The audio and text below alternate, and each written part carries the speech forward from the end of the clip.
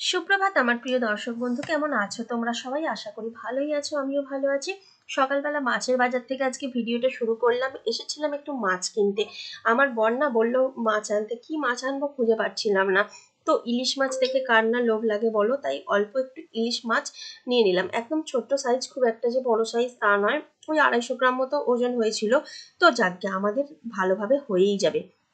চলো এখন বাড়ি যাই। বাজার গেছিলাম, বাজার থেকে চলে এলাম, এসে ড্রেসটা চেঞ্জ করেছি। আর এই দেখো সঙ্গে করে পেয়ারা কিনে এনেছি, খুব সুন্দর সুন্দর পেয়ারা দেখতে পাওয়া যাচ্ছিলো, ভাবলাম কিনে নিয়ে যাই। তো এই দেখো পেয়ারা। চলো এখন রান্না করবো। মাছ ফাছ কিনে এনেছি, কী মাছ এনেছি তোমাদেরকে দেখাবো। তারপর স্নান টান করে পুজো করে তারপর রান্না, দেরি আছে এখন 11:30 বাজে। 12:30টার মধ্যে সব কমপ্লিট করে তারপর রান্না চাপাবো। আর খেতে খেতে দুটো। চলো। ঠাকুরের ফুলটা কালকেই কিনে এনেছিলাম, তো রেখে দিয়েছি। আর বিছানাটা গুছিয়ে নিলাম। তো এখন ঘরটা একটু মুছে স্নান করতে যাব। তো আমার পুজো দেওয়া কমপ্লিট হয়ে গেছে, দেখো দেখে বুঝতে পারছো তোমরা। যেমন পেরেছি খুব সুন্দর করে পুজো দেওয়া নেওয়ার চেষ্টা করেছি। আজ বৃহস্পতিবার, বুঝতেই পারছো।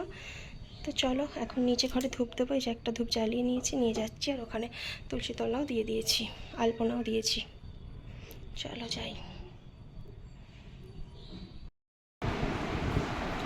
স্নান টান কমপ্লিট হয়ে গেল, এখন আমি রান্না চাপাবো। ভাতটা খালি চাপিয়ে দিলাম, চাপিয়ে দিয়ে চুলটা হাজাচ্ছিলাম। ঘেমে গেছি, দেখো গরমে কীরকম। চলো কাজ করি। ইলিশ মাছ যখন নিয়ে এসেছি, আগের দিনের মতো হালকা পাতলা ঝোল করব, তাই বেগুন আলু নিয়ে বসে পড়েছি। আর ভেন্ডিগুলো ভাজা করব। আর দেখো বেগুন কেটে নিচ্ছি। বেগুনগুলো সরু সরু বেগুন, একদম পুলি বেগুন। এগুলো খেতে কিন্তু খুব সুন্দর লাগে। তো এখন বেগুনগুলো খুব কচি আছে, দারুণ লাগে জানো তো। পোকা হয়ে গেলে আর ভালো লাগবে না। তো এখনো পর্যন্ত এই বেগুনে পোকা ধরেনি। চলো আমি এখন বেগুন কেটে নিয়েছি, এবার আলুগুলো কুচিয়ে নিচ্ছি। আলু কেটে আর সুন্দর করে ইলিশ মাছ করব। আর ভেন্ডিগুলো নিয়েছি, আলু ভেন্ডি একসাথে ভাজা করব। সত্যি কথা বলতে আগের দিন যখন ইলিশ মাছ আর কালো জিরে ফোড়ন দিয়ে রান্না করেছিলাম, তখন আমার বর না খুব তৃপ্তি করে ভাত খেয়েছিল, বলেছিল সুন্দর খেতে হয়েছে, হালকা পাতলা জিনিসটা। তো সেই কারণে ভাবলাম আজকে যখন এনেছি। আর আমি হলে না ইলিশ মাছের ভাজা আর তেল দিয়ে মানে ভাত খেয়ে নিই। আর ও অত শুকনো শুকনো খেতে পারে না। আর এই দেখো আগে আমি আলু আর ভেন্ডিটা একসাথে ভেজে নিচ্ছি। একটু শুকনো লঙ্কা ফোড়ন, এই কাঁচা লঙ্কা দিয়েছি, শুকনো লঙ্কা আজকে দিইনি। ফোড়নের মধ্যে কাঁচা লঙ্কা দিয়েছি। আর একটু 5 ফোড়ন ফোড়নে দিয়ে আলু ভেন্ডিটা ভাজা করে নিচ্ছি। তবে এটা খেতেও খুব সুন্দর লাগে। আর আমার বর একদম এইসব ভাজাভাজি খুব একটা ভালোবাসে না, তবে আলুর সাথে ভেন্ডি আছে বলে ও খাবে। আর শুধু আলু ভাজলে ও মোটেও খেতে চাইতো না। তো চলো এখন ঢাকা দিয়ে ভাজতে থাকি। আর এদিকে তারপরে ইলিশ মাছগুলো ভেজে তুলে নিয়েছি। আর এই দেখো কালো জিরে আর কাঁচা লঙ্কা ফোড়নে দিয়ে আলু আর বেগুন একসাথে দিয়ে দিয়েছি। দিয়ে সুন্দর করে নাড়াচাড়া করে নিচ্ছি। দেবো এর মধ্যে শুধু নুন আর হলুদ, আর কিচ্ছু নয়। সামান্য একটু লঙ্কার গুঁড়ো এবারে দিয়েছি, আগে দিইনি, আগের দিন দিইনি। তো এই লঙ্কার গুঁড়োটা দিলাম, কারণ একটু ঝালটা যাতে ভালো হয়। কাঁচা লঙ্কাটা খুব একটা ঝাল ছিল না। আর এই দেখো লুকটা কি ফাইন লাগছে না, দেখে না আমি যখন ভয়েস দিচ্ছি লোভ লেগে যাচ্ছে। রান্না বান্না করে এই দেখো সমস্ত কিছু গোছানো ভাগানো করে নিয়েছি। বাসনগুলো ধুয়ে নিলাম, ধুয়ে গ্যাস ট্যাস মুছে নিয়েছি সুন্দর করে। এবার যাবো দিদিভাইয়ের কাছে। এই যে হাতে টাকা নিয়েছি, 90 টাকা দিদিভাই পায়, জামাটা আমার হাতা লাগিয়ে দিয়েছিল, দিতে যাব।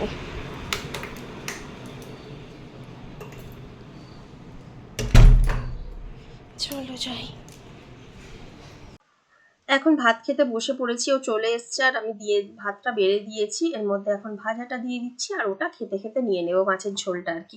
তো চলো এখন বক বক না করে আগে খাওয়া দাওয়াটা কমপ্লিট করে নিই। তো চলো খেতে বসে গেছি, খাওয়া দাওয়া কমপ্লিট করে একটু পেয়ারা কাটবো। আর এই দেখো পেয়ারা কেটে নিয়েছি, পেয়ারাগুলো খুব সুন্দর টাটকা পেলাম, আসার সময় নিয়ে এলাম।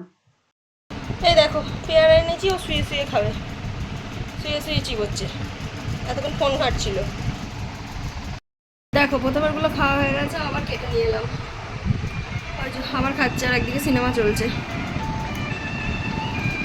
বাইরে মেঘ করেছে, এখনো বৃষ্টি হয়নি।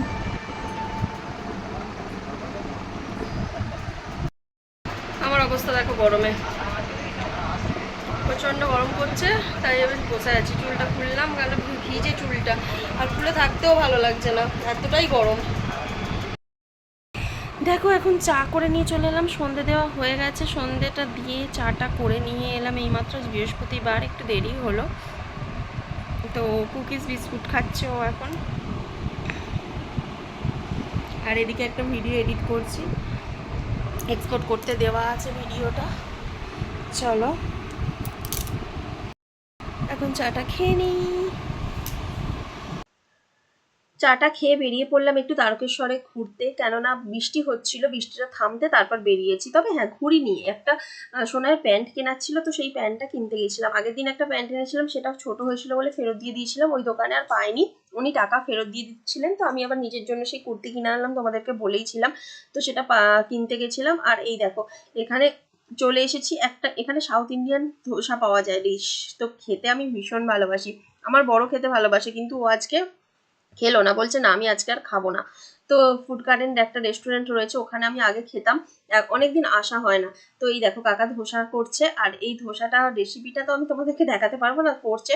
তবে হ্যাঁ, অনেকদিন সাউথ ইন্ডিয়ান খাবার খাইনি, তো আজকে হঠাৎ করে খেয়ে ভীষণ ভালো, মানে নিয়ে যাচ্ছি প্যাক করে। আমি তো আর খাবো না বসে, এখন আমার বর খেলে দুজনে একসাথে খেতাম, কিন্তু ও যেহেতু খাবে না, আমি বাড়ি নিয়ে গিয়ে খাবো। তারপর যাবো একটু মিষ্টি নেবো, কেননা ওর মিষ্টি খাওয়ার ইচ্ছা হয়েছে। তো সেই জন্য একটু মিষ্টি কিনতে এলাম।